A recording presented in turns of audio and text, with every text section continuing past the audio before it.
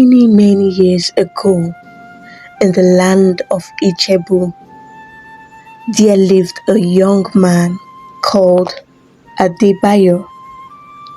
He was a strong farmer who worked hard in his farm fields every day. But Adebayo had one problem. He was of age and ready for marriage. Now, in this same land, there lived a beautiful princess called Olayinka. Chai! Omo, this girl was really beautiful that when she walked in the marketplace, people would stop selling their goods just to turn and look at her. Her skin was smooth as shea butter, skin like milk, and her smile could make the sun feel shy. Omo, the babe was too fine. She was really beautiful. Every young man who came across her, every young man in the land wanted to marry her. You could imagine that kind of beauty. But Princess Olayinka's father, the king, was a very strict man. He didn't want just anybody to marry his daughter. Now, there was one thing about this king. He loved pepper so much that he ate the pepper like he was eating granite. So he made a rule. Any man who wanted to marry his daughter must first eat a big bowl of hot pepper soup. Hey! Made with the hottest pepper in the land. And this pepper include scotch bonnet, bird's eye chili, and even the dreaded ghost pepper that the king got from far away lands. Pesintongo Bono. Now, many men had tried though. You need to see these men. No be person they tell them make they run because as they chop one spoon, some even fainted. Some drank water, which was against the rule. The king would just sit and laugh, and he would say, if you cannot eat pepper, you are not a true man, and you cannot marry my daughter. What kind of rule is that?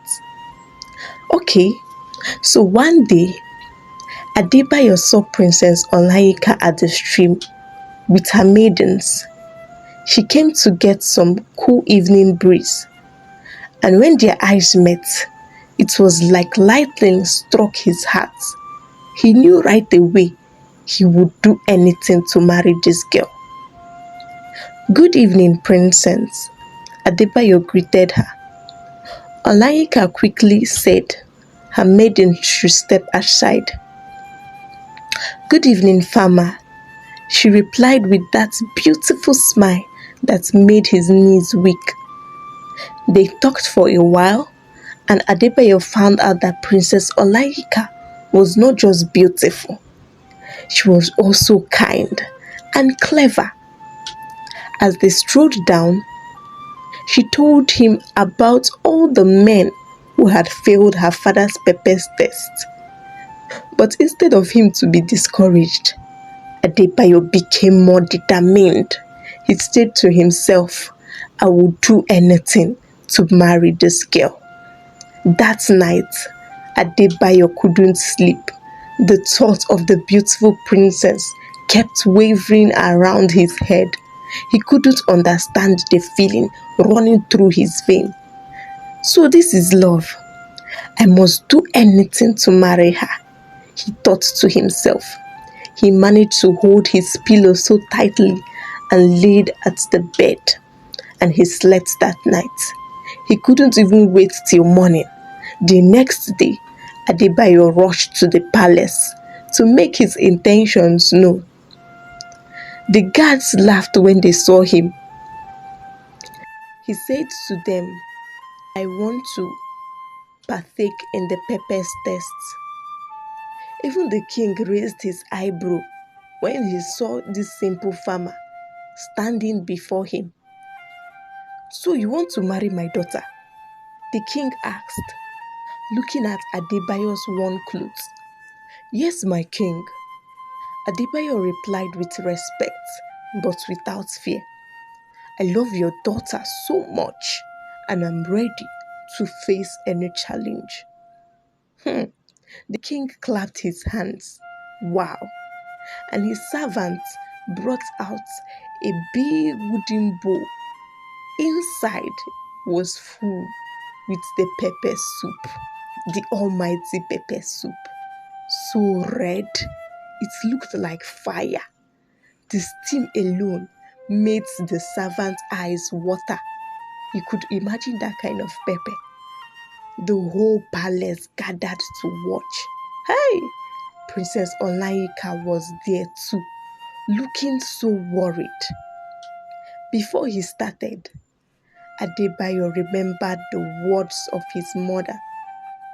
She said, sometimes love requires sacrifice. Ha! The word rang through his memory and it gave him little strength. He took a deep breath and picked up the wooden spoon. The first spoonful felt like he had swallowed hot charcoals. Hi! His mouth was on fire and sweat began pouring down his face. But Adebayo didn't stop. He thought of Olayinka's smile and he took another spoon. Kai! This pepper is hot. Somebody in the crowd whispered. Watch and see now. He go soon run. But as Adebayo kept eating, his face turned red and tears streamed down his cheek. His hands were shaking. Hi! But still, he ate. Some people in the crowd had to leave because just watching him made their own eyes water. Princess Olayinka watched with her hands clasped together, praying for him. The king leaned forward in his throne, surprised that this man has lasted longer than any other man. Halfway through the bowl, Adebayo felt like his throat was closing up. His stomach was burning, and he could hardly see through his eyes. Tears gushing down his eyes.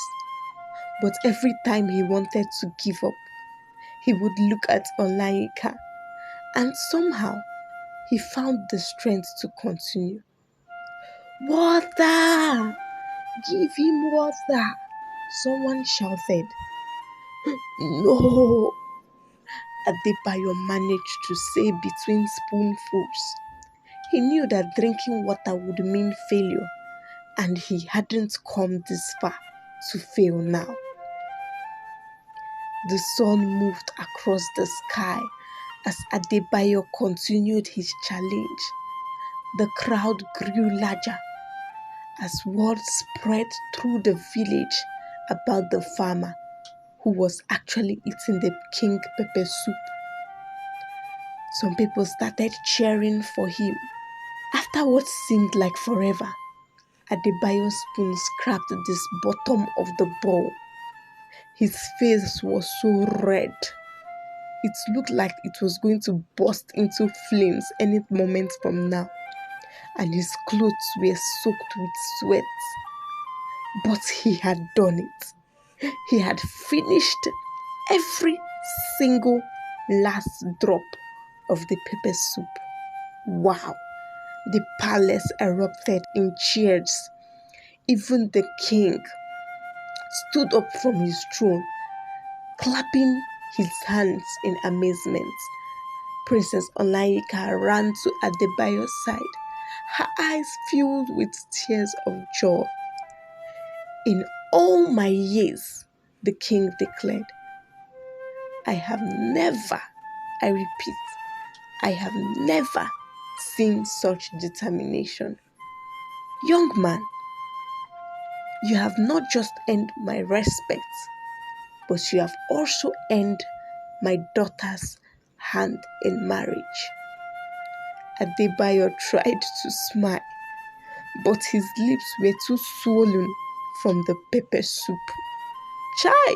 Baba mouth don't swell, somebody echoed from the crowd. It took 7 days before he could properly taste food again. His taste buds were no longer functioning within these 7 days, but he didn't mind.